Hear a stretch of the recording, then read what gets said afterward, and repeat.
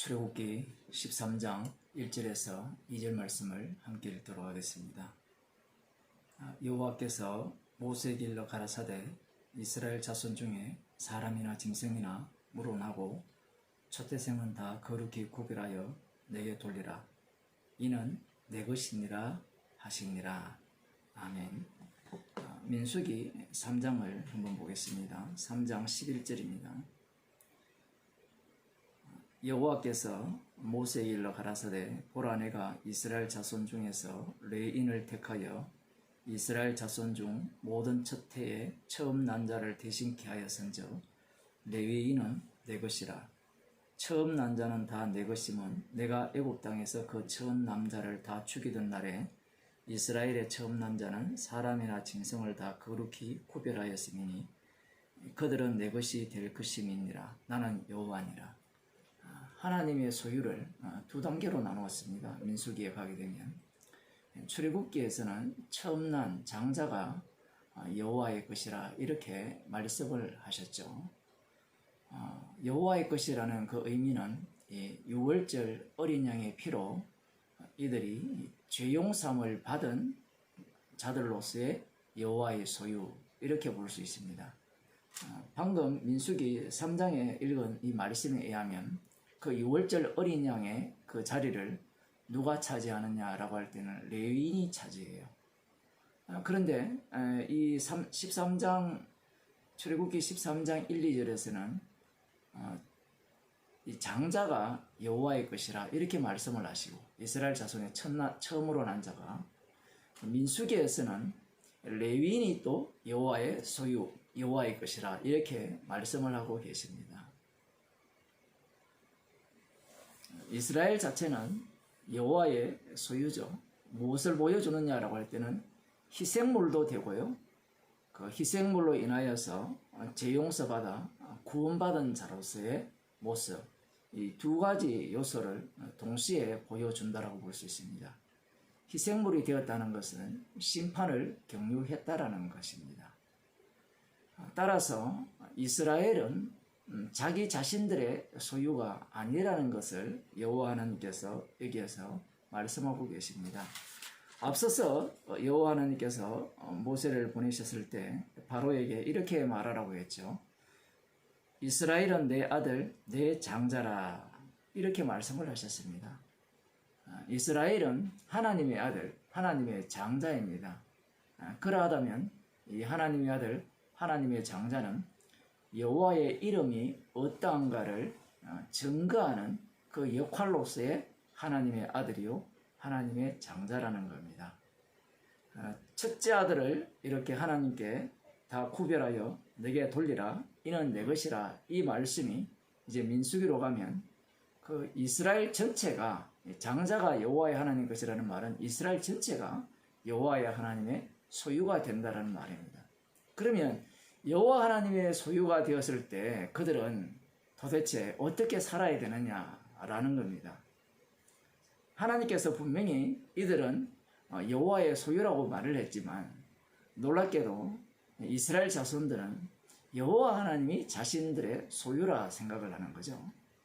이후에 이제 출애굽 이후에 이스라엘 자손들의 그 행태를 보게 되면 자신들이 여호와의 이름을 위해서 있는 것이 아니라 여호와께서 자신들을 위해서 있어야 된다라고 그렇게 생각을 하는 겁니다.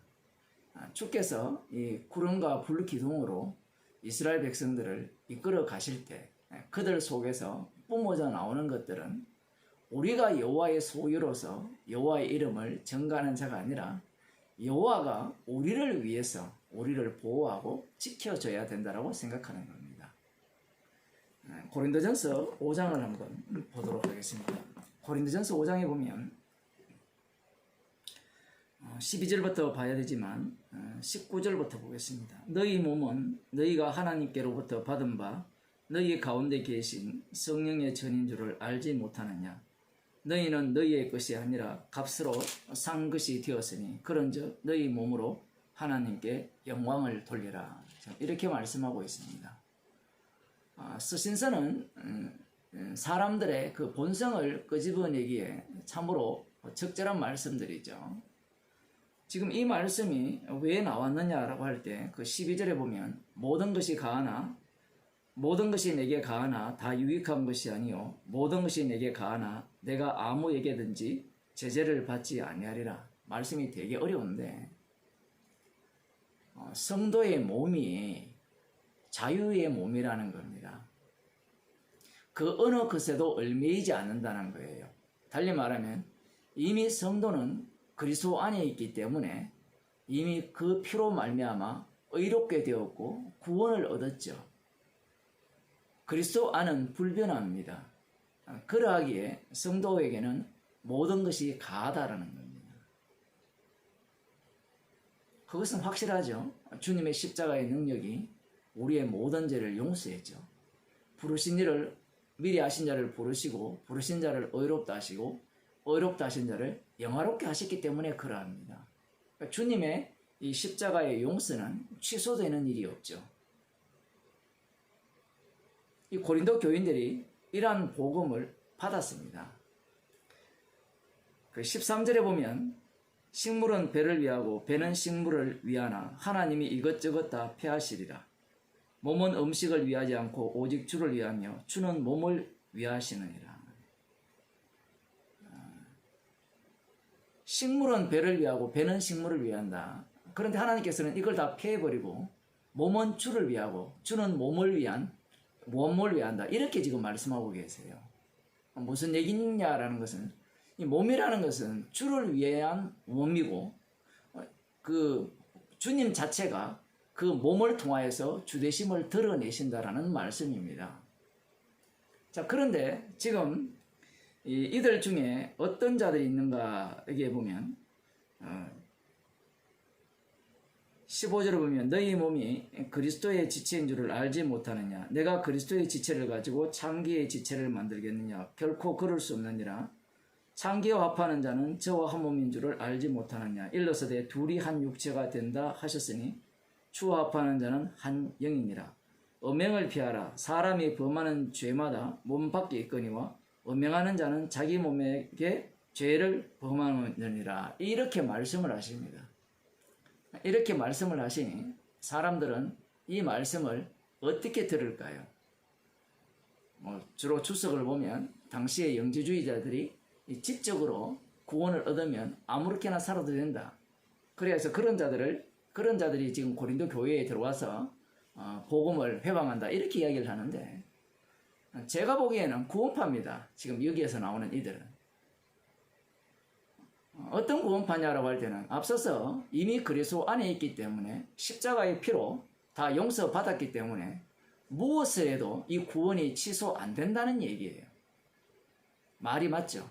어떤 짓을 하더라도 주님의 피로 구원하신 그 구원의 능력을 어떤 인간도 그것을 파괴할 수 없다라는 것이 신학 교리죠. 그리고 말씀 자체도 그렇게 구성되어 있고요. 고린도 교인들이 십자가 복음을 압니다. 그런데 이 복음이 어떻게 바뀌어버렸냐? 여기 보면 이 그리스도의 지체인데 그 몸을 창기와 합했다라고 말씀을 하고 있어요. 구원파의 특징이 그거거든요. 이미 주님의 십자가의 피로 과거의 죄, 현재의 죄, 미래의 죄를 다 용서했기 때문에 이미 우리는 영화롭게 되었기 때문에 어떤 짓을 하더라도 아무런 상관이 없다라고 이야기합니다. 무엇에 상관이 없느냐라고 하면 구원에 상관이 없다라고 이야기하죠. 성경이 실제로 그렇게 나오고 있고요. 만일에 우리가 이 창기의 몸과 합하여서 지옥 가는 일이 발생한다면 십자가의 능력이 우선꼴이 되잖아요. 그래서 그 사람들이 주장하는 그 신학 교리를 사람들이 좋아하죠.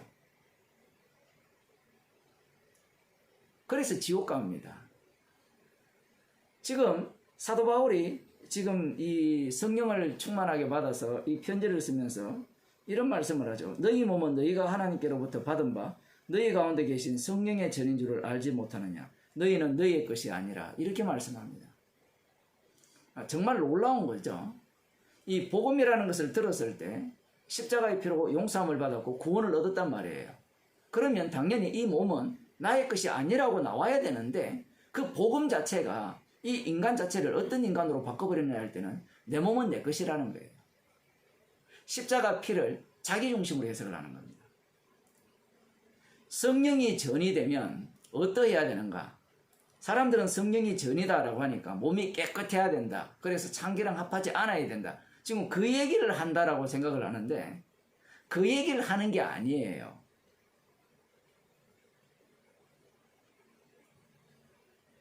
깨끗하게 살아야 된다. 술 안 마셔야 된다. 지금 성경에서 그런 얘기를 하는 게 아니에요. 성경은 예수님에 대해서 증거하고 있고 그 예수님은 십자가에서 모든 것을 다 이루셨기 때문에 이 말씀은 십자가를 증거하는 겁니다. 달리 말하면 이런 거죠. 지금 주님께서는 이 복음을 듣게 하셔서 이 주의 백성으로 만들었을 때 그 몸을 이 성령의 전으로 만들어서 성령의 전이니까 성령께서 하시는 일은 날마다 인간들을 죄에 대해서 의에 대해서 세상 임금에 대해서 책망을 하시겠죠. 무엇을 근거로 책망을 하시겠습니까? 십자가를 근거로 책망을 하시죠. 십자가를 증거하는 성도로 만들었는데 지금 이들은 이 복음에서 벗어나 버렸죠. 복음은 나의 죄를 다 용서했다. 십자가의 피는 나의 모든 죄를 용서했다. 그러면서 이 복음 자체를 십자가 자체를 자기 중심으로 해석하기 시작하는 겁니다. 그래서 사도 바울이 지금 이 복음을 전하고 있는 거예요. 너희들 그렇게 살면 안 돼. 이 십자가의 피로 구원받았으면 그러한 죄를 짓지 말고 정말 이 그리스도의 몸의 지체로서의 삶을 살아야 돼. 지금 그걸 이야기한다라고 생각을 하는 거예요, 사람들이. 글은 그렇게 표현이 되어 있죠. 그러나 성도는 값으로 샀다라고 하거든요. 값으로 산 것이 되었으니 그런즉 너희 몸을 하나님께 영광을 돌리라. 이렇게 이야기를 하니까 사람들은 주님의 피로 샀으니까 우리는 우리 몸을 통해서 깨끗하게 살고 이렇게 다른 사람에 대해서 화를 내지 않고 음행하지 않고 술 취하지 않고 그렇게 해서 하나님께 영광을 돌려야 된다라고 이렇게 생각을 하는데 지금 이들의 문제는 십자가의 피를 너무 믿는 게 문제예요. 용서하신 은혜가 그들에게 너무 충만한 게 문제예요.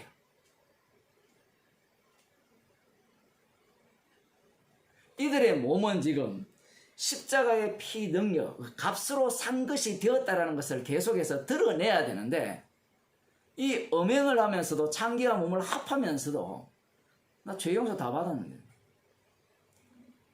아무렇지도 않다는 거예요. 정말 놀라운 믿음 아닙니까? 완전히 이것이 무엇으로 바뀌었어요? 이것은 앞서도 말씀드린 바와 같이 십자가를 자기 구원 중심으로 다 바꿔버리는 겁니다. 지금 서신서에 보면 그러한 내용들이 가득 차 있는 거예요. 그래서 사도 바울이 이 복음을 전하는 겁니다.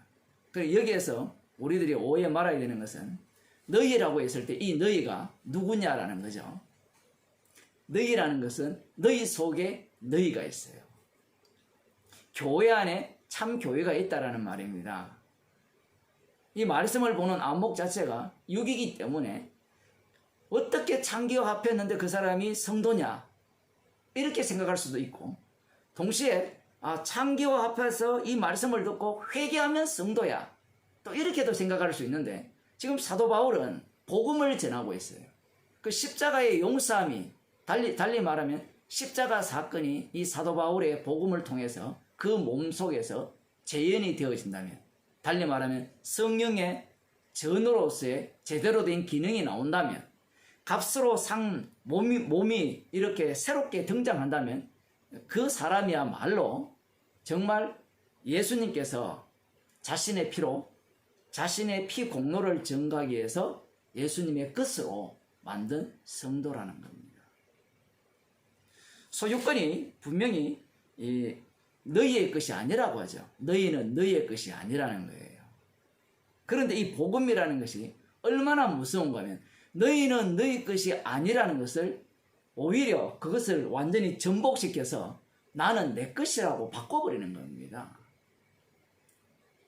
유월절 어린 양의 피를 증거하기 위한 이스라엘이거든요. 그래서 너희들은 나의 소유라고 하셨는데 구원받은 이스라엘 백성들은 곧장 하나님이 나를 위해 계셔야 되고, 그래서 결국 그 하나님을 황금송아지로 만들어버리는 겁니다. 사실 여기에서도 똑같은 거예요. 고린도 교회에도. 십자가의 피능력을 황금송아지로 변신시켜버린 거예요. 나를 위한 것. 그러니 이들에게서는 십자가 자랑이 안 나와요. 죄가 뭔지도 몰라요. 지금 여기에서의 죄는 십자가의 피 공로를 완전히 제거한 게 죄예요. 악한 거예요. 창계에 뭔가 합했다는 게 문제가 아니에요. 지금 여기에서는. 우리의 몸은 나의 것이 아닙니다. 십자가의 피 공로를 증거하기 위한 주님의 소유예요. 그래서 주님께서는 날마다 우리를 무엇을 하든지 십자가의 피 공로를 자랑케 하기 위한 죄인으로 만들어 내십니다. 기도하시겠습니다. 하나님 아버지, 신학 지식을 알아서 자기 구원을 자랑하는 것이야말로 십자가의 원수임을 저희들에게 알려주시고, 우리의 몸이 나의 것이 아니라 주님의 소유된 몸이요 값으로 산 몸이기 때문에 그 핏값을 날마다 드러내는 성령의 전으로서 저희들을 날마다 다루어 주옵소서. 예수님 이름으로 기도드리옵나이다.